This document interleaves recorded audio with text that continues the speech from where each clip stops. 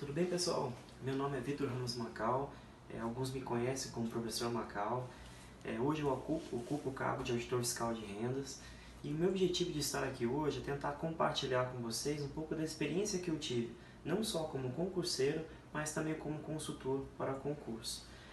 Ao longo dos anos, desde a minha preparação, que durou cerca de 3 anos até o meu cargo final de auditor, e depois tendo trabalhado cerca de 5 anos como consultor para concurso, eu fui separando, né, os artigos que eu achava interessante, os e-mails que eu recebia dos alunos, as dúvidas que me eram postadas, porque eu sabia que em algum momento isso seria útil. E hoje eu consegui compilar todas as informações num livro, justamente com o objetivo de tentar auxiliar você a conseguir organizar a sua vida, realizar um planejamento de estudo eficiente para alcançar a sua aprovação. Acredito muito naquele dizer, né? Você é proprietário apenas daquilo que compartilha. E a minha ideia é justamente tentar, dentro dos meus limites, dividir o conhecimento que eu adquiri com vocês. Então vamos lá? O livro que eu escrevi se chama Do Sonho à Realização, o caminho para a aprovação nos concursos públicos. E hoje eu vou tentar falar um pouco a respeito da obra, como ela pode ajudar você, aonde você pode ter acesso a esse livro e passar algumas informações básicas. E eu vou tentar, de acordo com o possível, toda semana estar postando um vídeo sobre um dos assuntos tratados no livro. Hoje eu vou falar um pouquinho sobre a obra em si e o tópico primeiro, né? Por que estudar para concursos públicos? Por que estudar para concursos públicos? Isso é uma dúvida que eu sempre recebi. Me perguntaram o que me fez seguir por essa rotina de concurso, justamente pelas minhas características serem um pouco mais enquadradas em um trabalho mais dinâmico. Por que eu acabei escolhendo um trabalho em que eu iria desenvolver atividades mais burocráticas? Então acho que isso é um ponto importante, né? O que me levou a estudar, que talvez seja alguns bons argumentos para que você também consiga encontrar a coragem e a determinação para, aos poucos, se preparar para deixar o seu trabalho e ser aprovado no concurso público. Eu acho que 3 palavras definem bem o que me fizeram começar a estudar para concurso: estabilidade, qualidade de vida e tempo. Por que eu quis pontuar essas 3 questões? Primeiro, em relação à estabilidade, quem está na área privada, acredito que vive uma grande instabilidade. Por mais precioso que você seja, eu acredito que todos nós somos substituíveis. Por mais que você trabalhe sempre, ainda mais no mercado, na competitividade hoje, existem pessoas que estão às vezes dispostas a fazer o que você faz ganhando menos.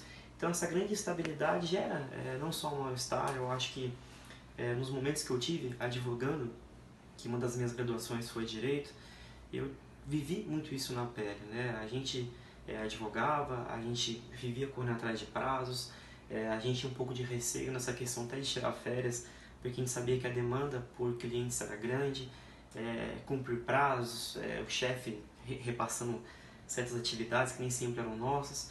Então essa grande instabilidade me fez pensar que se chegasse um momento da minha vida, né, um pouco mais à frente, que eu optasse por ter família, né, casar, ter filhos, eu achava que aquilo não combinaria muito com os princípios e valores que eu gostaria de ter para mim e para a minha família. Então, vendo alguns colegas que desde o início da faculdade já tinham sido aprovados em concursos técnicos, eu verifiquei que de fato era uma saída. Não que o concurso, você como servidor público, tenha uma estabilidade eterna. Ainda mais hoje, em decorrência das alterações que tiveram na legislação, que eu vou falar um pouquinho mais à frente, mas a estabilidade existe sim. Após aprovado, existe o estágio probatório, que eu acho muito plausível, muito tranquilo você alcançar essa estabilidade, e você passa a ser demitido apenas por, enfim, faltas graves, por baixa produtividade, algo que se coloca à frente da área privada. Qualidade de vida, porque eu pontuei? Porque eu acredito que quando você exerce uma função em que de fato você tem uma hora para entrar, uma hora para sair, você exerce uma função em que já existe muito regramento daquilo que é permitido, você sempre tendo que agir de acordo com a lei, aquilo dá uma certa segurança e, voltando, uma certa estabilidade para que você consiga cultivar outros aspectos da sua vida. No serviço público, de fato, você tem hora para entrar e tem hora para sair. Isso passa a nos dar uma sensação de controle maior do nosso tempo. você passa a poder se organizar para estar em casa a determinado horário, seja para fazer uma atividade física, seja para dar sequência ao seu estudo, seja para cuidar da sua família, dos seus filhos. Ou seja, para mim, resumindo, o que me fez buscar o concurso público foram essas 3 palavras: a estabilidade, para que eu pudesse ter uma qualidade de vida fora trabalho, justamente pelo tempo disponível que eu passaria a ter, passaria de certa maneira a controlar. Então esses 3 fatores foram muito relevantes para mim. E o primeiro passo que eu fiz foi, o que eu devo fazer agora? Que concurso eu devo estudar? Como eu vou estudar? Quanto tempo eu vou estudar? E todas essas dúvidas eu acabei passando muitos anos ali batendo cabeça até conseguir encontrar de fato quais eram os melhores materiais, os melhores cursos, como organizar um planejamento de estudo, onde buscar as informações. E é justamente nisso que eu estou tentando passar para vocês uma coisinha mais organizada. É justamente tentar mastigar um pouco do que eu tive que batalhar demais para digerir, para que você consiga caminhar um pouco mais rapidamente com a sua aprovação. Então, dando sequência, vamos ver um pouco dos assuntos que eu acabei abordando, né, no livro. Eu dividi o livro em algumas fases, né? Primeira fase, entender o que é concurso público. Segunda fase, estudar, trabalhando de certa maneira para tentar explicar como você consegue estudar de maneira eficiente. Fase 3, pensar em desistir. Eu acho que quem estuda de verdade para o concurso, mais cedo ou mais tarde ele acaba enfrentando essas dificuldades e acaba pensando na alternativa de desistir ou não de um concurso público. Fase 4, superação.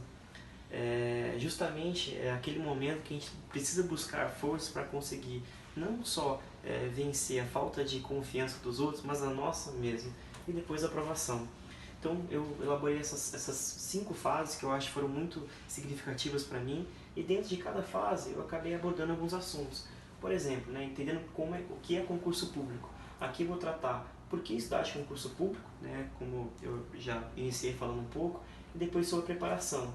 E dentro do estudo, né, estudar a arte de repetição e persistência, porque de fato eu acho que diferencia, né, um concurseiro do outro não só a disciplina, né, de conseguir estar reiteradamente estudando, mas conseguir repetir exaustivamente um assunto até você aprender e internalizar.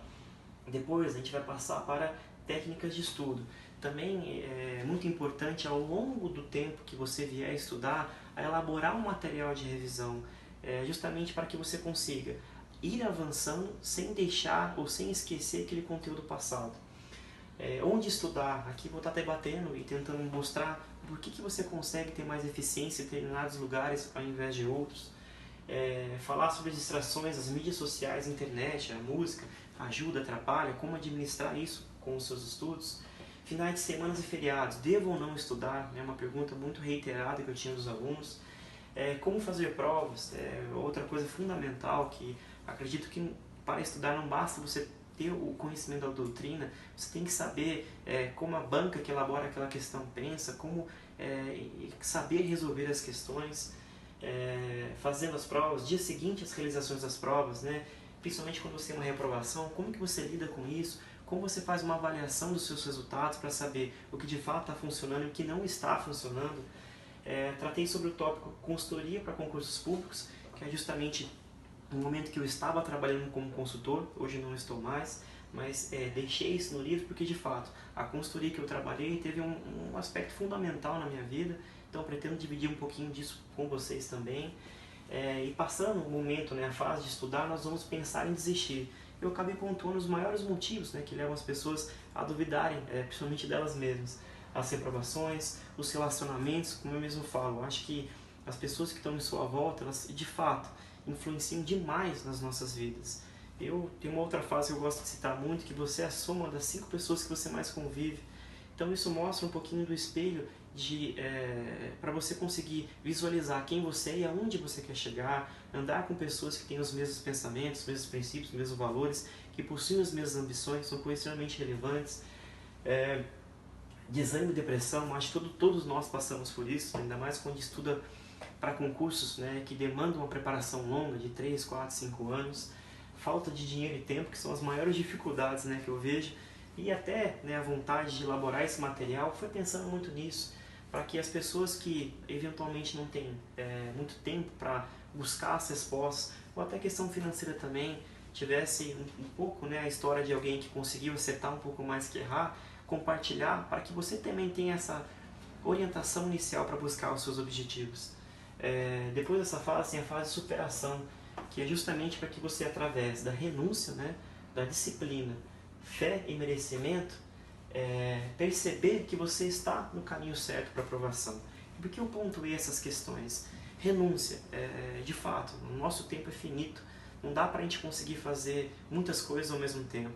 Então, dentre as prioridades da vida que existem, a gente tem que determinar aquilo que é mais relevante e focar grande parte do nosso tempo para elas, sabendo dividir, né, me antecipando em alguns tópicos, em relação à família, em relação ao trabalho, em relação à saúde física, saúde mental, e conciliando isso com os estudos. De fato, né, uma pessoa que quer levar uma aprovação a sério vai ter que deixar um pouco de lazer, vai ter que deixar algumas atividades de lado para conseguir otimizar o tempo e avançar mais rapidamente com uma aprovação. Em relação à disciplina, eu falo, eu acredito que eu sempre tive certa facilidade em aprender, mas a mesma facilidade que eu aprendi eu esqueci. Então eu tive que desenvolver algumas técnicas para eu conseguir reter aquele conhecimento. Já cheguei a me sentir desesperado algumas vezes em algumas matérias, porque é normal que a gente tenha mais afinidade com uma do que com outras, mas para o concurso não basta saber um pouco, você tem que saber, né, de forma bem aprofundada alguns assuntos, até pela grande concorrência que existe. E essa questão de fé e merecimento, né, eu acho que tudo na vida envolve um pouco de fé e merecimento. Em que sentido? Eu acho que as grandes conquistas na vida, elas vêm de forma gradativa e elas demandam muito de nós. Eu acho que é extremamente importante você estar num momento que você acredite em você e no resultado que está por vir.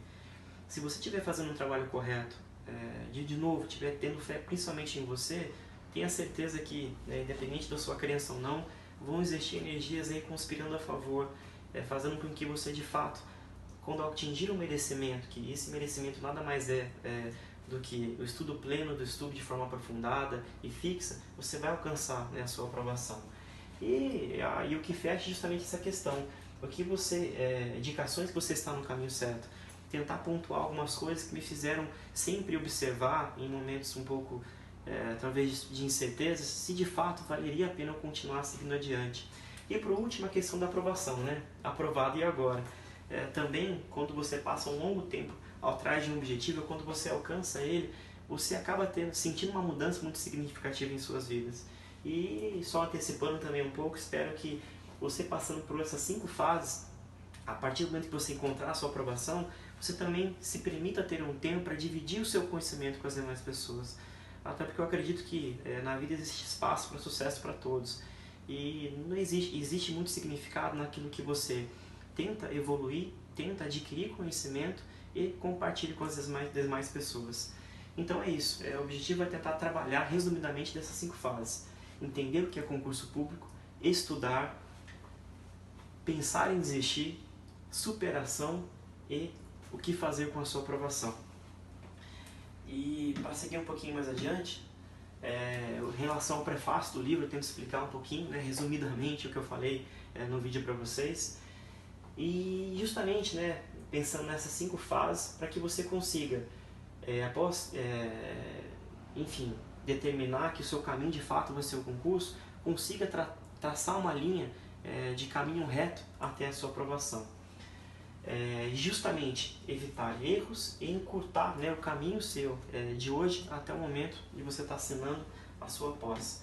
E para finalizar, acho que é até importante falar um pouco das novas tendências em relação aos concursos públicos. A gente está passando por uma mudança muito grande de política, né, principalmente, dependendo se você é da direita ou de esquerda. A gente tem que estar um pouco atenado em relação às mudanças e que essas mudanças podem trazer tanto do aspecto positivo como de negativo para a sua vida, como concurseiro, para continuar se reafirmando no propósito. O decreto 9.739 de 2019, ele é recente, ele veio trazendo novas regras em relação aos concursos públicos. E eu tentei pontuar em relação às mais importantes, né? Primeiro, limitação na formação de cadastro de reserva. Porque é muito comum sair do concurso e existirem determinadas vagas, e fora as vagas existir um número de cadastro de reserva, onde, de acordo com critérios, né, de oportunidade e orçamento, aquelas pessoas fora as vagas podem ser chamadas. E com esse novo decreto, ele estabeleceu que o cadastro de reserva não poderá ultrapassar 25% do quantitativo original de vagas. Antes da aprovação do decreto, a limitação era de 50%. Acredito que essa questão foi justamente tentar enxugar mais a questão orçamentária, né? Estamos vivendo um momento de muitos cortes, então acredito que essa nova inovação não foi tão benéfica, no meu ponto de vista. Outra questão, aumentou os requisitos para aprovação de concursos públicos. Aqui também foi uma questão burocrática de um planejamento maior, prévio, para que os concursos pudessem ser autorizados. E quais são esses requisitos, né? O órgão deverá informar a evolução do quadro de pessoas nos últimos 5 anos, para ter uma ideia de quantas pessoas entraram, quantas estão afastadas, quantas estão cedidas, quantas estão para aposentar, para dentro desse universo, né, de pessoas saber se de fato é o momento ou não de se realizar um concurso. E mesmo que exista uma deficiente no quadro, o que eu acredito que é normal para grande parte das categorias, tem que se ter atualizado também a base de dados, né, do sistema, tem que ter o número de servidores ou empregados cedidos para saber de fato está faltando funcionário ou tem muito funcionário cedido, tem muito funcionário com questões por outros motivos de afastamento. Tentar ver o que pode ser feito para essa reversão antes de contratar. Ver, né, o plano anual de contratações, que de fato não basta ter uma contratação, isso tem que ter um orçamento prévio. Eu acredito que isso faz muito sentido. E também a justificativa que explique por que os cargos expressos no certame não podem ser ocupados através da execução indireta. Ou seja, ela estabeleceu esses critérios para que a contratação venha a ocorrer em extrema necessidade, vendo quem está afastado para retornar, quem está cedido para retornar, se existe de fato a necessidade daquilo, se existe orçamento para aquilo, para que de fato o concurso aconteça. Porque eu já passei por essa situação também, de ser aprovado num concurso que demorou anos para começar a movimentar a contratação, e grande parte das vezes isso acontece por falta de orçamento. Então, pelo menos tendo um planejamento prévio, eu acredito que isso vai ajudar no momento que for existir o lançamento do edital, né, a contratação e a efetivação. Também, outro fator, a obrigatoriedade para a publicação do edital passa a ser de no mínimo 4 meses antes da realização da prova objetiva. Eu acho isso muito interessante, porque antigamente a legislação que existia era a questão de 60 dias, do edital até a prova.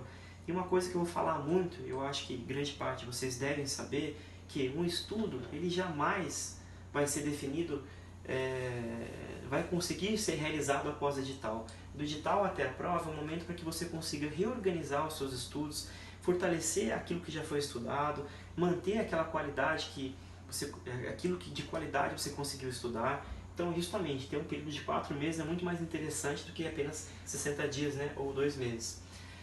A possibilidade de apresentar pareceres de profissionais técnicos na fase de recurso. Outra questão que dá uma segurança e uma credibilidade maior.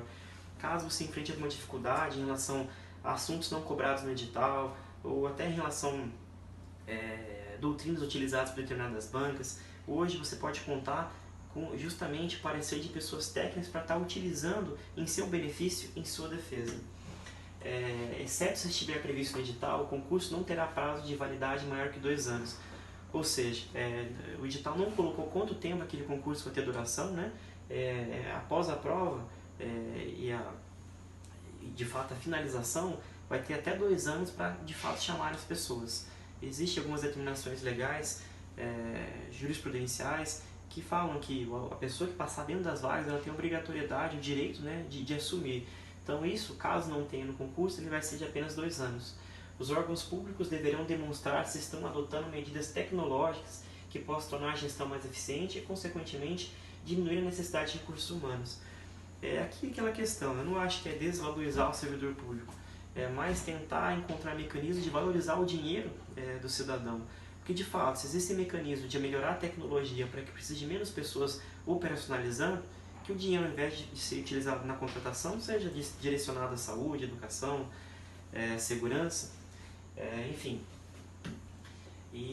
Ou seja, foram essas novidades que o decreto acabou trazendo, justamente para estabelecer mais, acredito eu, requisitos para contratar, estabelecer mais prazo de segurança de um edital até a prova e também prazo de segurança para que, após a sua aprovação, dentre as vagas, você de fato seja chamado. Outra grande mudança que nós tivemos é a questão da reforma da Previdência.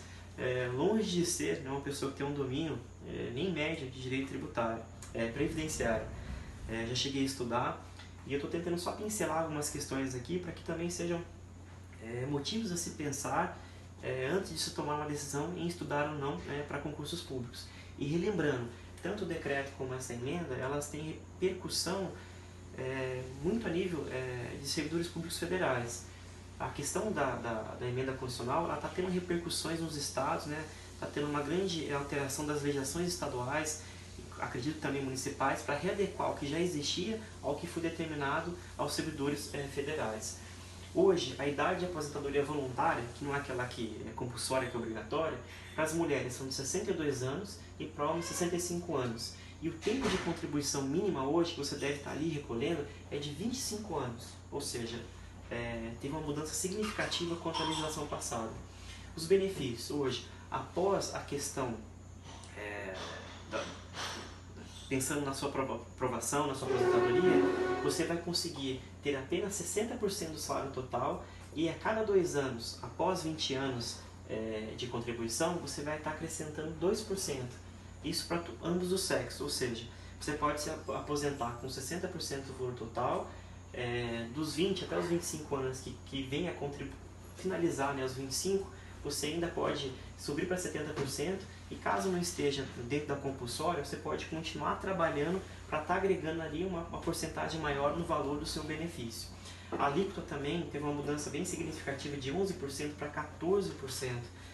Hoje, infelizmente, grande parte do salário do setor público acaba servindo como base para cálculo tanto do imposto de renda como também pela essa questão previdenciária. Quem trabalha como servidor não público, quem está na iniciativa privada, acaba recolhendo sobre o teto do regime geral, mas para a questão dos servidores públicos isso não acontece, infelizmente. E também teve uma mudança significativa em relação à pensão por morte, que se o segurado já fosse aposentado quando faleceu, ele vai ter, o beneficiário vai ter direito a 50% desse valor, acrescido de 10% por dependente, chegando ao máximo de 100%. E se o segurado não fosse aposentado, vai calcular uma média do salário desde 1994 e acrescer 2% ao ano de contribuição que ultrapassar 20 anos. Ou seja, esse valor pode ser inclusive inferior a essa questão aí se já tivesse, se não tivesse aposentado.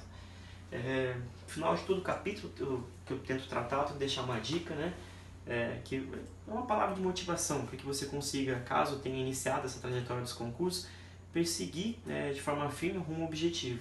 Que acredite que você também é capaz de mudar, ter um trabalho estável que pode trazer mais qualidade de vida e condições para você realizar tudo que sempre teve vontade, mas nunca teve tempo e condição. Eu sempre falo, de nada adianta a gente trabalhar demais, mesmo que seja ganhando um bom salário, se a gente não tem uma qualidade de vida para desfrutar, principalmente com as pessoas que são relevantes para nós, fazer uma atividade extra, um hobby, um estudo, uma caridade, enfim, eu acho que a gente tem que sempre levar em consideração buscando um equilíbrio da vida. Tudo isso que eu tenho falado a respeito do livro que eu iniciei citando, que esse livro ele é vendido tanto na Saraiva como também na Amazon, mas caso você não tenha condições de adquirir, você pode baixar ele gratuitamente no meu site, professormacau.com.br. Relembrando que os valores que eu arrecado com os cursos que eu vendo, eu acabo utilizando para doações, muitas coisas vinculadas à educação. E caso, de novo, você não tenha essa condição, aí está a possibilidade de você baixar de forma gratuita. Então é isso. Deixo o pedido para você inscrever no nosso canal, seja do YouTube, seja Instagram, Facebook, para que você consiga acompanhar os vídeos. A ideia é que eu consiga de novo me esforçar para colocar um vídeo a cada 2 semanas ou uma semana em relação ao livro, até eu completar essa obra e me sentir um pouco realizado no sentido de dividir um pouco da minha experiência e ajudar um pouco você rumo à sua aprovação dentro dos meus limites. Obrigado por ter me escutado e quem você acreditar que tudo isso pode vir a ser útil, marque, não deixe de deixar seus comentários, até as suas dúvidas, que eu vou tentar estar auxiliando vocês nos próximos vídeos que eu vou realizar. Um grande abraço, fique com Deus.